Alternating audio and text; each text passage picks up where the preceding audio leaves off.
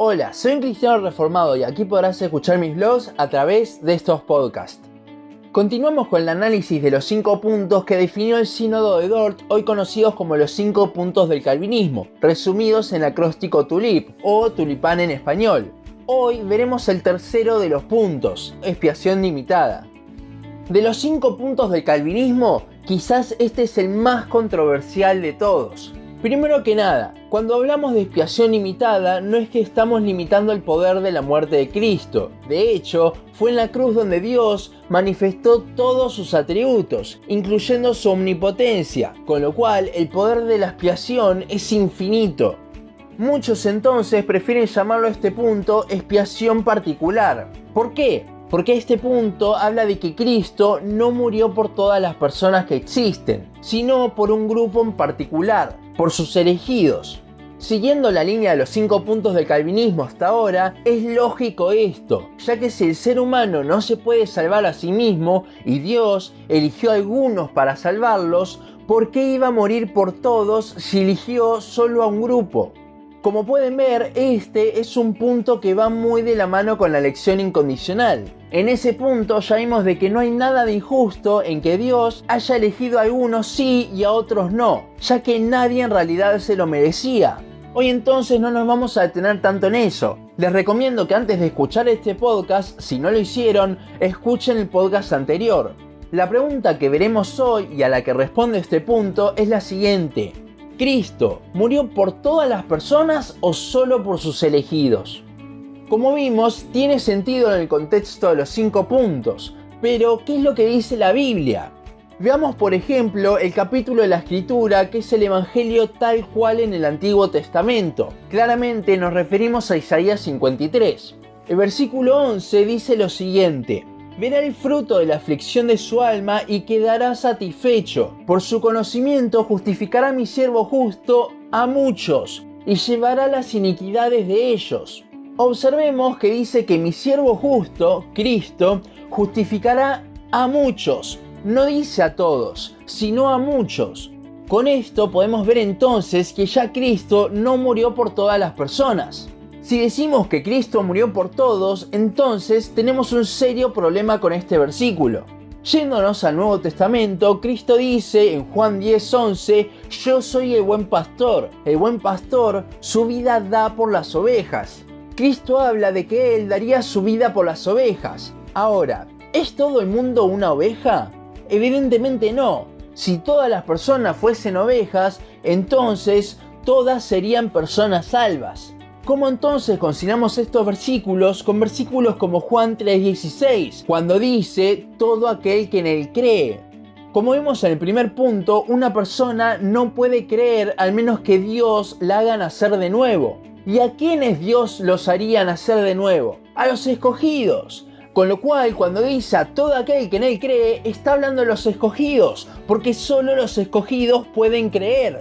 Además, hay algo clave en el griego original que se descarta muchas veces. La palabra que se traduce como todos en el griego original pueden ser 2 palabras distintas. La primera es cosmos, que se refiere a algo universal, generalmente usado cuando se habla de todo el mundo como planeta o como humanidad. La segunda es la palabra paz, que si bien se traduce como todos, se refiere a todos de un mismo tipo, con una característica en común. Muchos, para refutar este punto, dicen todos significa todos, por lo tanto Cristo murió por todos. Bueno, en el griego original no siempre es así. Comúnmente se utiliza la palabra paz para hablar de algunos de un mismo tipo, todos los escogidos de Dios. Adivine qué palabra usa el autor en Juan 3:16, cosmos o paz.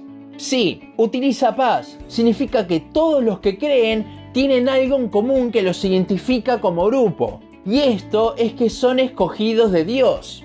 Ahora, hay otros versículos que también usan para refutar el hecho de que Cristo no murió por toda la humanidad. Como por ejemplo, 1 Juan 2:2, que dice, y Él es la propiciación por nuestros pecados, y no solamente por los nuestros, sino también por los de todo el mundo. Romanos 8 dice que la creación gime y espera su liberación. Ese todo el mundo del que habla Juan no está hablando de todos los hombres, sino de todo el planeta, de la creación.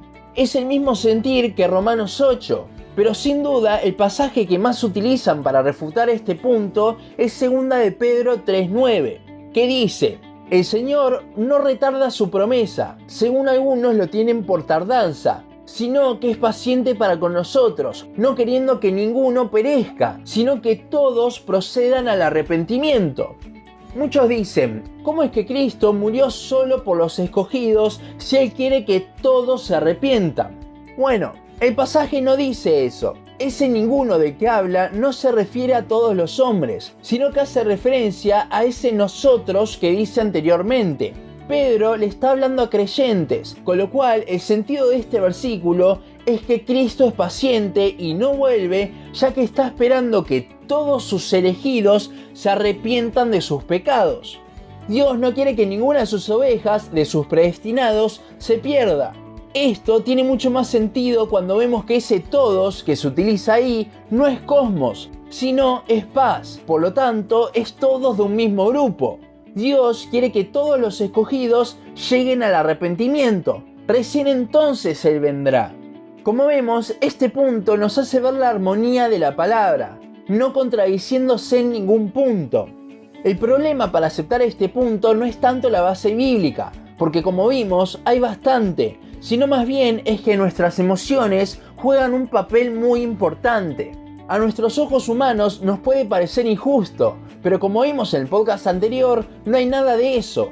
Y aparte, si vemos en la Biblia que Dios lo hizo de esta forma, ¿quiénes somos nosotros para cuestionar el obrar de Dios? Romanos 9:20.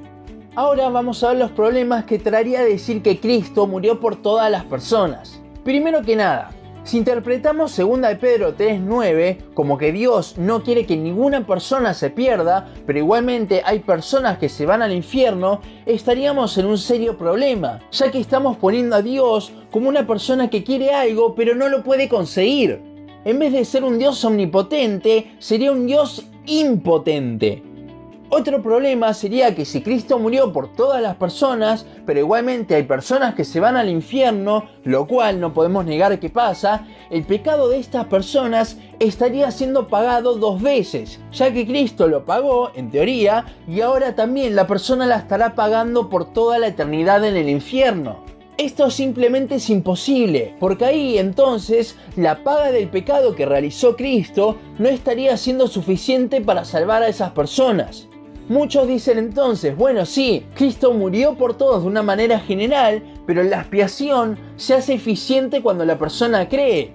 Y acá es cuando se le quita poder al sacrificio de Cristo por completo. El poder de la salvación entonces no estaría tanto en el sacrificio, sino en la decisión de la persona sobre si cree o no. Algo totalmente antropocéntrico y para nada cristocéntrico. Si esto fuese así, el sacrificio de Cristo no sería efectivo para muchas personas que se van al infierno, con lo cual no sirve de nada que Jesús haya muerto por ellos. Y esto es un problema teológico grave, es disminuir la cruz de Cristo. Muchos dicen que ese muchos de Isaías 53:11 es porque no todos son justificados, porque no todos creen, pero el énfasis del versículo está en lo que Jesús traería, esa salvación, no en lo que el hombre debe hacer. Además, si este fuese el caso, Cristo no hubiese venido a traer salvación, sino más bien la posibilidad de que las personas sean salvas. Y Dios no es un Dios de posibilidades, sino que Él tiene un único y eficaz plan. Sé que es algo que muchos tienen una gran lucha con este asunto, pero, como dije en el podcast anterior, debemos dejar de lado nuestro pensamiento humano, dejar de lado qué haríamos si nosotros fuésemos Dios y comenzar a ver lo que nos dice la palabra. Todo esto nos hace apreciar de una forma más grande nuestra fe, ya que ahora no solo podemos creer que el sacrificio de Cristo quita el pecado, sino que también tenemos fe de que Cristo nos quita el pecado a nosotros. Tenemos fe de que somos de ese grupo que Dios predestinó y por el cual murió, lo cual es algo hermoso para creer. De esta forma podemos ver aún más la perfección del plan de Dios y que Él sea aún más glorificado. Entonces la expiación es entera de Dios. Nosotros no la hacemos efectiva ni nada. Solo así Cristo se lleva absolutamente toda la gloria, lo cual es por lo que absolutamente todo fue creado. Y hasta aquí nuestro podcast de hoy. Seguinos en Facebook, Instagram, YouTube y Spotify. En todas nos encontrás como un cristiano reformado. También seguinos en uncristianoreformado.blogspot.com para leer el resto de nuestros blogs. Nos vemos en la siguiente ocasión.